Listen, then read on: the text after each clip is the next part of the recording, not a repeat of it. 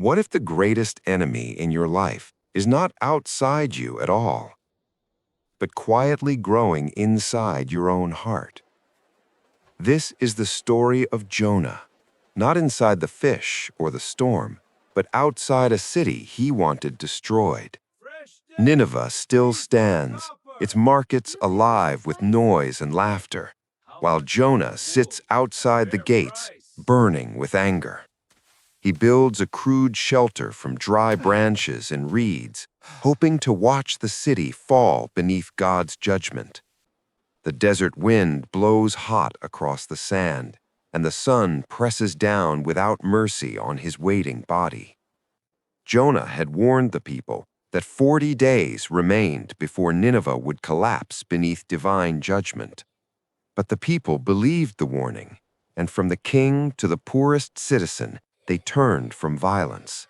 They fasted, prayed, and humbled themselves before God, hoping mercy might still be possible. And God relented, sparing the city Jonah expected to see destroyed before his eyes. The story of Jonah is not really about a wicked city, but about a prophet struggling with mercy. The sun climbs higher, and the heat becomes unbearable, shimmering waves rising from the desert floor. Jonah's lips crack in the dry wind as anger simmers inside him like the burning sky above. Then, overnight, something unexpected begins to grow beside the shelter he has made. A plant pushes through the ground, stretching broad green leaves high above Jonah's head. Shade spreads across his face, cool relief falling over him like a blessing he did not expect. For the first time in the story, Jonah feels happiness instead of anger. He did not rejoice when an entire city was spared, but he rejoices over a single plant. Night settles quietly over Nineveh, and stars scatter across the desert sky above Jonah's shelter. But before dawn, something small begins moving, unseen beneath the leaves of the plant. A worm chews slowly through the stem, doing its quiet work in the darkness. By morning, the plant withers, its leaves curling and drying in the rising heat. The shade disappears, just as the scorching sun rises again over the desert. A fierce east wind blows across the sand, pressing heat against Jonah's body like a heavy weight. Exhausted and overwhelmed, Jonah collapses beneath the burning sky. The story of Jonah is more than an ancient account written long ago in Scripture.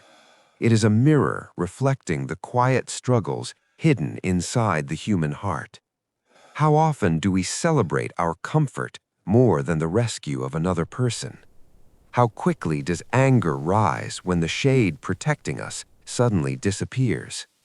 God asks Jonah a question that cuts deeper than the burning desert wind. Do you do well to be angry about the plant? Jonah insists he is justified in his anger over the loss of the plant. I would rather die than live. You pity the plant, though you did not plant it or make it grow. Should I not pity Nineveh, with more than 120,000 people? I see now. You show mercy even when I do not rejoice. A plant lasted one night, but an entire city held thousands of living souls. Jonah mourned what shaded him, while God cared for those made in his image. What angers you most when it is suddenly taken away from your life? What comforts have you loved more than the people around you? Are there Ninevehs in your life that you secretly hope will fall? The Book of Jonah ends not with an answer, but with a question that lingers. Because the answer to that question belongs to the listener. God is slow to anger and filled with mercy.